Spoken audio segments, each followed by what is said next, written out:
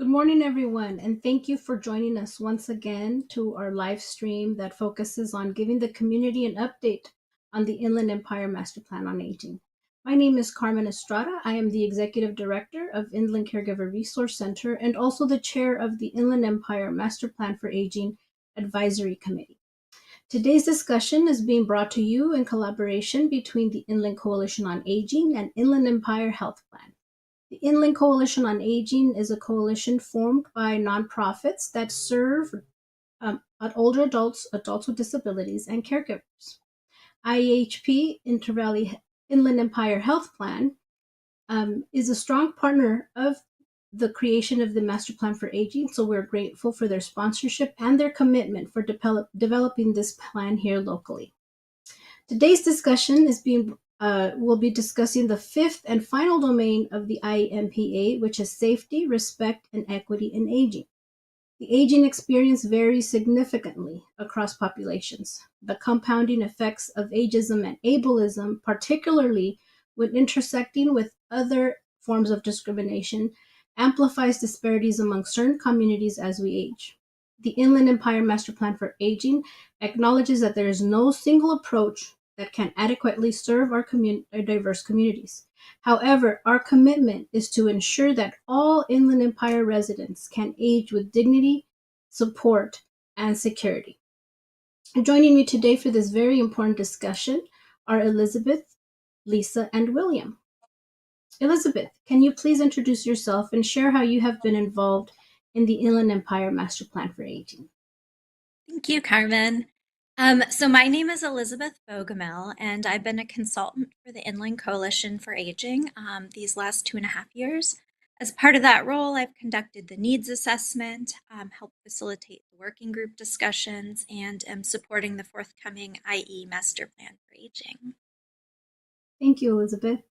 Next, we have Lisa. Lisa, can you introduce yourself and tell us a little bit about Rolling Start and why it is important to include the participation of independent living centers when creating a master plan for aging? Thank you so much, Carmen, for the invitation to talk a little bit about Rolling Start and what we're doing for disaster preparedness. My name is Lisa Hayes. I'm the executive director for Rolling Start. I've been with Rolling Start for about 6 years. We are a center for independent living that serves San Bernardino, Inyo, and Mono counties. Rolling Start is one of 28 centers for independent living. I always say we're the best kept secret. Not a lot of people know about us. And, with that, I often get asked, what is independent living? And independent living is more than what most think. It's a cultural movement. It's a program. It's a way of looking at disability that puts the individual first and the disability second. Centers for Independent Living work towards equal opportunity for people with disabilities to share in all benefits of society. We serve people with any disability at any age in our local communities who can benefit from these services. And what makes us most unique is that independent living centers are designed and operated by a majority of people with disabilities.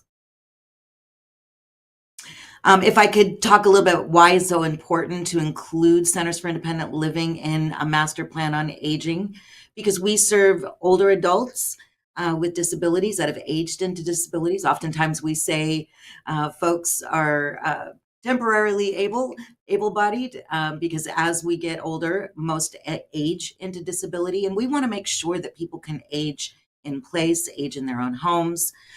Rolling Start's mission is to empower people with disabilities to live the independent life of their choice. And all you have to do to get services from any Center for Independent Living is self-identify as a person with a disability. Most of our services don't require income qualifications. Only those that do are things where we're partnering with either the county or the state for benefits coordination. Great. Thank you, Lisa, for that information. It's really important. You touched on that we're all going to age into disability, and I don't think that's something that we plan for or we even think of. So that's really an important point for us to consider when developing this master plan for aging.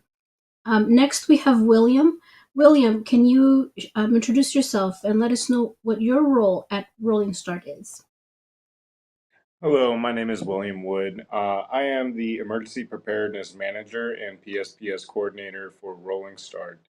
Uh, my role primarily is helping people not only respond to disasters and recover from them, but go through the process of getting ready because we each have an individual need and an individual perspective on what we need in these disasters. I also am a PSPS coordinator in conjunction with Southern California Edison, and what we do is we help with notifications, hotel stays, and the backup battery program, which I'll go into more detail later.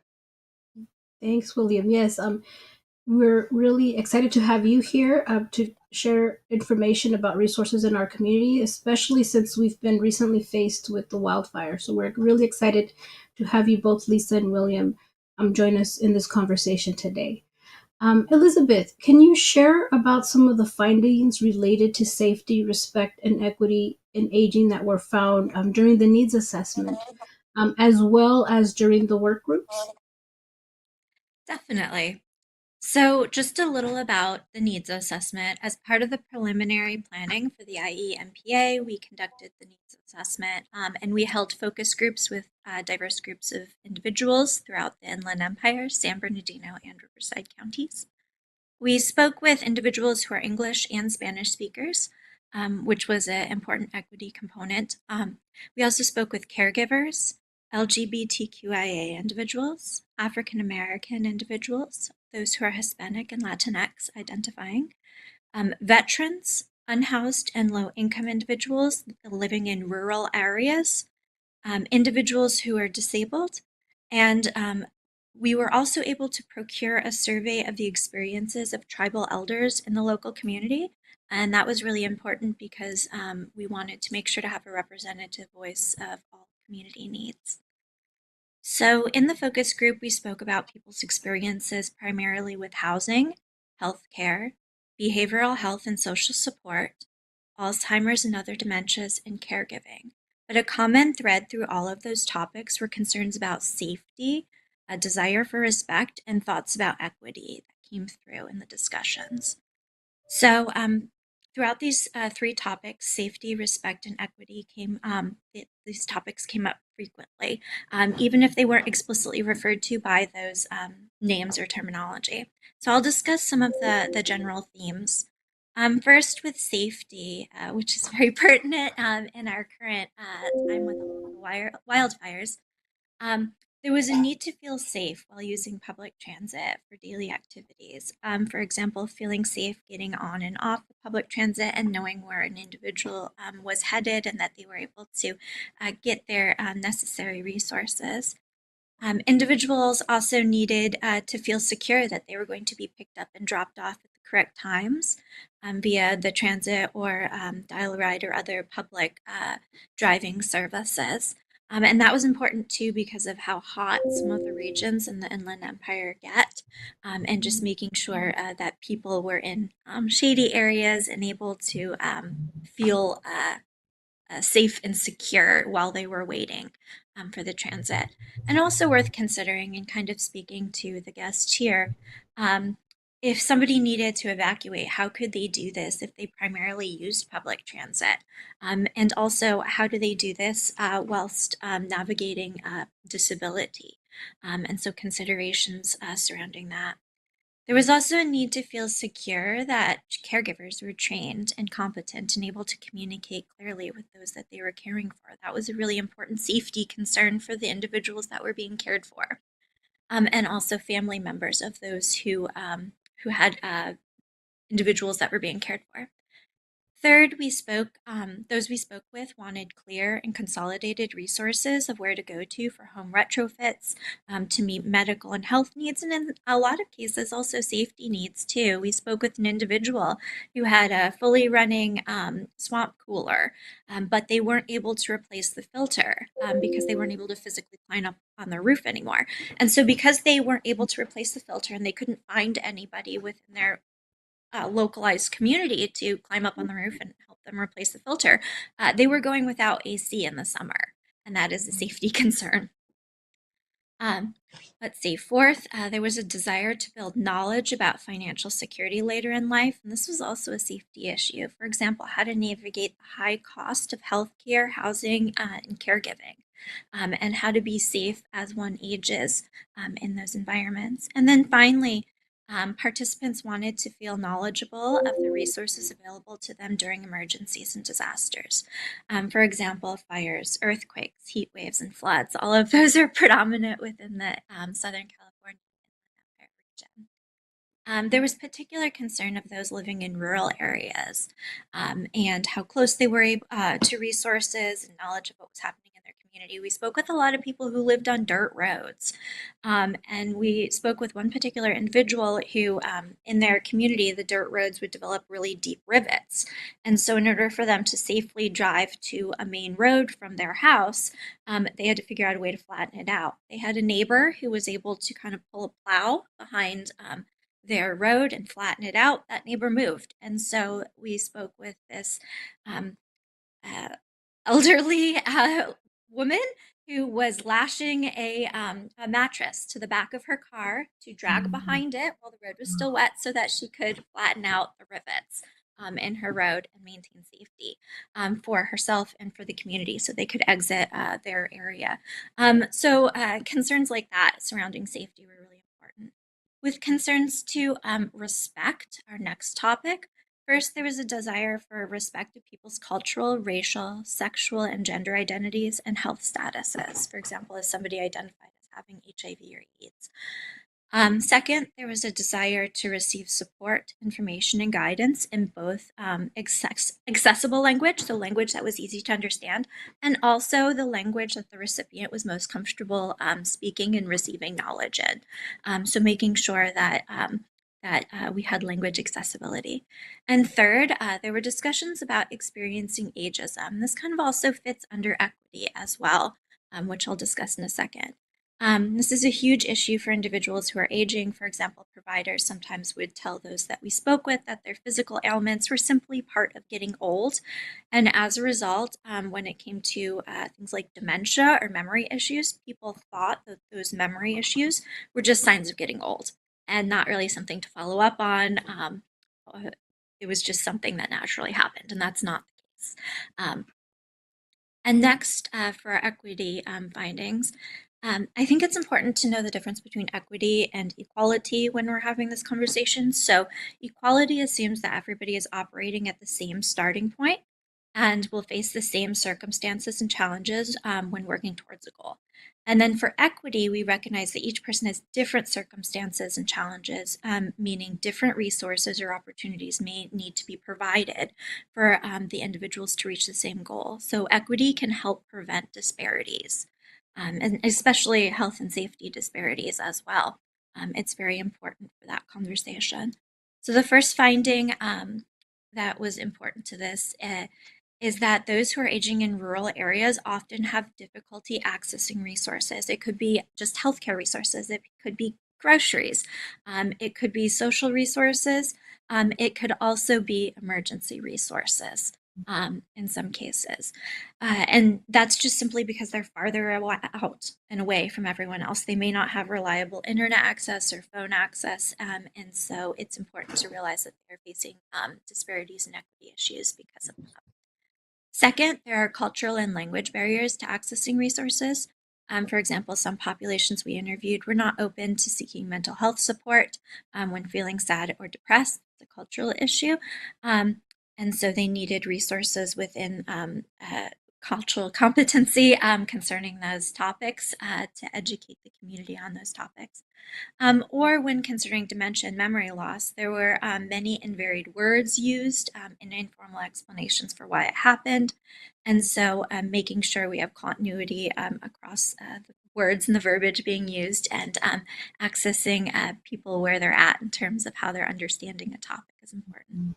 And then finally, to ensure equity for those who are aging, there's a need for accessibility when navigating resources.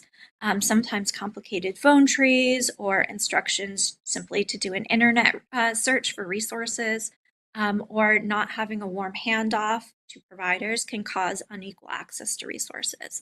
And sometimes people just simply will not access resources because they don't have that easy handoff or ability to navigate those complicated systems. So, in conclusion, there are already some really great existing resources, and we're going to hear about those within the community. I think some within this live stream to navigate safety, respect, and equity for those who are disabled and as one ages. However, it's important to remind people how to access those resources and that we can build them out further to meet the needs of the Inland Empire. And doing so is a key element of the Inland Empire Master Plan for Aging. And so with that, I'm going to pass it off to Carmen, Yes. who's going to give a little bit more information. Wow. Thanks, Elizabeth. That was a lot of information. Definitely respect, safety, and equity need to be integrated when building out a master plan for aging. You touched on so many points: ableism, ageism, the difference between inequities and inequalities. And all of those are greatly impacting our most vulnerable populations, which are caregivers, older adults, and adults with disabilities. And so today we're going to be speaking specifically to safety and disaster preparedness because we've been impacted most recently, by those fires. And although, the LA area has been greatly impacted, the Inland Empire is greatly impacted almost every year with situations like these, right? I think now it's being highlighted because of the impact it's having in LA, but here in the Inland Empire, we've seen these fires for several years now, right? So, Lisa, my next question is to you. The Inland Empire and surrounding areas are always being affected by these wildfires and disasters. Your team at Rolling Start is on working hands-on with individuals facing these inequities. What are some of the inequities that impact older adults and persons with disabilities when these disasters occur? And what can we do as we develop this master plan to address these inequities? Thanks, Carmen. If we could share one of the slides that I had, thank you. I appreciate that. So, if you look back at why we started the Disability Disaster Access and Resources Program was largely because of the disparities people with disabilities have in a disaster. And oftentimes, people with disabilities who might even rely on a caregiver, if the caregiver is not there, if it's not an in-home caregiver, maybe they can't exit their home.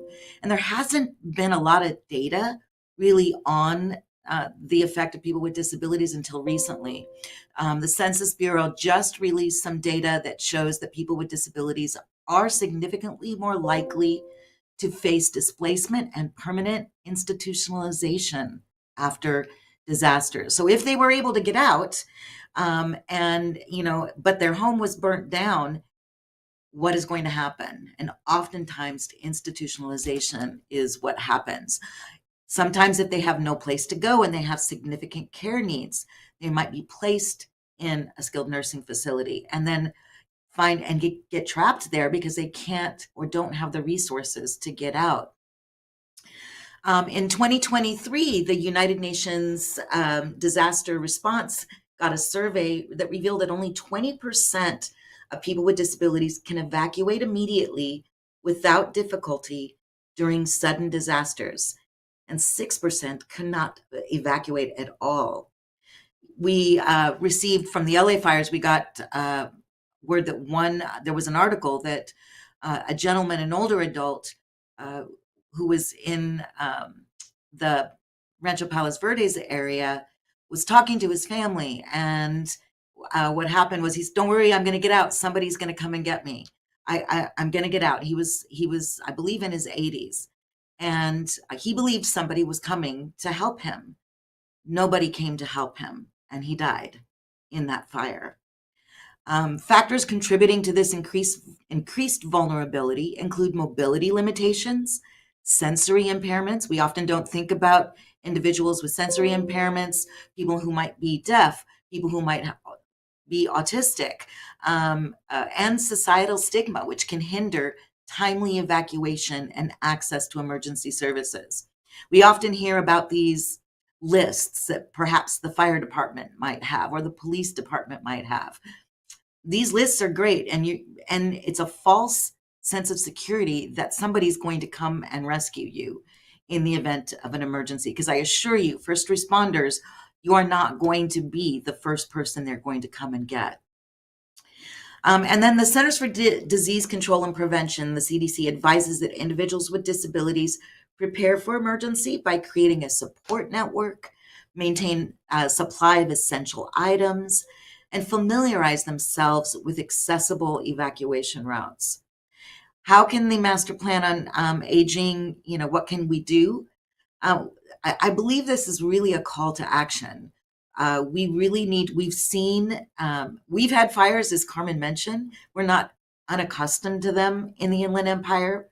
But because Los Angeles is not accustomed to them, this is getting highlighted. This is, people are bringing this to the forefront, which I think is good. But I think, we need to get together as organizations, community-based organizations, first responders. We need to have discussions. We need to train as many older adults and people with disabilities, what they can do to get out. We need to be able to train community-based organizations so that they can train their constituents, their consumers, and ensure that people have proper things that they are going to need to effectively be able to get out of a fire. I hope that answers your question. I know William's going to go into a little bit more about the program itself and what we've been doing since we started this program a couple of years ago. Wow, thanks, Lisa. Something that you said that really kind of impacted me right now is that false sense of security that people have. That gentleman that thought somebody was going to come and never came. And how that's linked to us as nonprofit organizations, as the community, to really do more when it comes to education and awareness, right? Letting people know, like, yes, it's important for you to have a plan, create a plan with your neighbors. I think that's what's going to make a bigger impact, because like you said, Lisa, when these emergencies happen, they're not the first on the list that the first responders are going to get to. The first responders are going to get to where the fire is at, right? Not thinking about, this list that they may or may not have. We don't even know if they have that list. So it's really extremely important that we work together. And I think that has been highlighted in all the discussions we've had thus far. Organizations needing to come together and to really work on getting that education out into the community about resources and about being prepared. William, can you share about Rolling Start's Disability Disaster Access and Resource Program? Absolutely. As she was saying, and like most of our, well, not most of our goal, the whole goal of Rolling Start is about like living the most independent life that you can with your disability. And the disability disaster and access resources definitely comes from that spirit, right? The whole purpose is understanding that the first responders' goal in a major disaster is to contain that disaster before anything else. So we prepare by going to things like our emergency preparedness class, which is taught by myself. Our disability disaster access resources began as a statewide need coordinated by the California Foundation of Independent Living Centers to develop a disaster strategies to people with disabilities who were disproportionately affected by the wildfires. In November 18th, the Camp Fire destroyed a town, Paradise, California. 85 people lost their lives. A majority of them were 60 years or older. So that's just one instance. Even this last year in 2024 in Riverside and San Bernardino counties, we had a combined of over 150,000 acres burned in rural communities. And most of the people that were affected, again, were people who were aged or have disabilities. With partnership with Southern California Edison, PG&E, and Edison's department, Edison Department of Developmental Services, San Bernardino County, and other disaster planning programs, we have been working together to create a program in order to not only prepare and notify, but also to respond to these major disasters.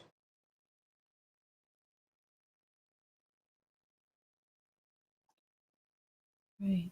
Such an important resource, and we hope to that through this master plan that we can work even more closely with Rolling Start to get information about this important resource and all the different services that Rolling Start offers that are really built to inform the community and also help those that are most vulnerable. Lisa, another resource that you Rolling Start is over is the Aging and Disability Resource Connection for San Bernardino County. Can you share a little bit about that and how that could be a vehicle for us to work with, in collaboration with, to get information out into the community? Yeah.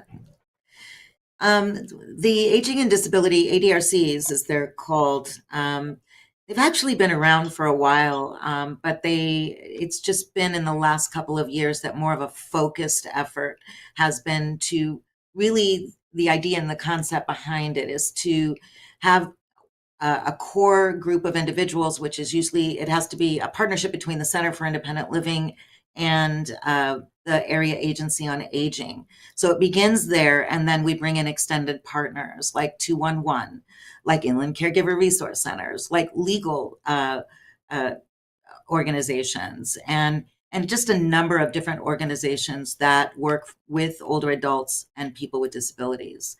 And the idea is to provide, how do we work together? I know, Elizabeth, you talked about that challenge with the warm transfer.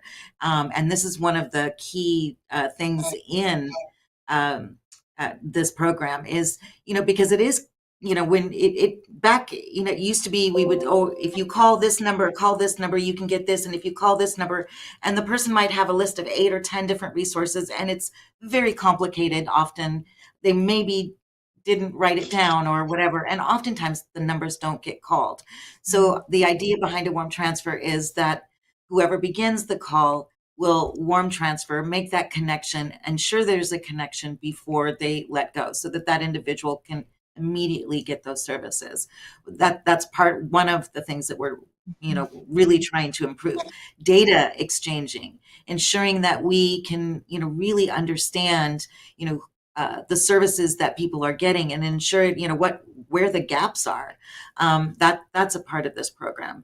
It absolutely is something that is necessary to help people transition out of nursing facilities. You talked a little bit about the home modifications that are so necessary. It includes that through the CalAIM program. We've since the CalAIM program, which is a Medicaid program, started, we've been able to actually do over 200 home modifications for older adults so people can stay in their own homes. And that could be converting a shower into a bathtub into a shower, a walk-in or step-in shower for safety, adding grab bars and widening doors, adding ramps. All of these things are so critical so people can feel comfortable and safe in their own homes to avoid institutionalization. Because I don't think any of us know anybody who just get excited about the possibilities of going into a skilled nursing facility when they get older. That's not a thing. So, absolutely the master plan on aging can work with the ADRCs. We need to all be a part of the ADRC so that we can work towards and connecting individuals with the services that they need to stay independent. Right. Thank you, Lisa. Yes. One of the main things that we did find was that people want to age in place, right? They want to age with dignity and they want to age in place. And resources like the ones Rolling Start offers is part of that, as well as the ADRC. So thank you, Lisa, and thank you, William, for sharing about Rolling Start and all the wonderful services that you offer. Elizabeth, what are you most excited about that may be included in the Inland Empire Master Plan for Aging related to safety, respect, equity, and aging? So all of the topics are very important. But I live really close to the fires that are happening in LA. And the Eaton Canyon and the Palisades one. They're currently burning too, and we have winds and everything. So recently on the news, I've been watching and have been following it very closely. They evacuated an elder care facility, and they were rolling people out while embers were burning around them and blowing around them and putting them onto a city bus. But initially, they didn't even have the city bus queued up. So seeing that was deeply concerning. I heard a son talk about his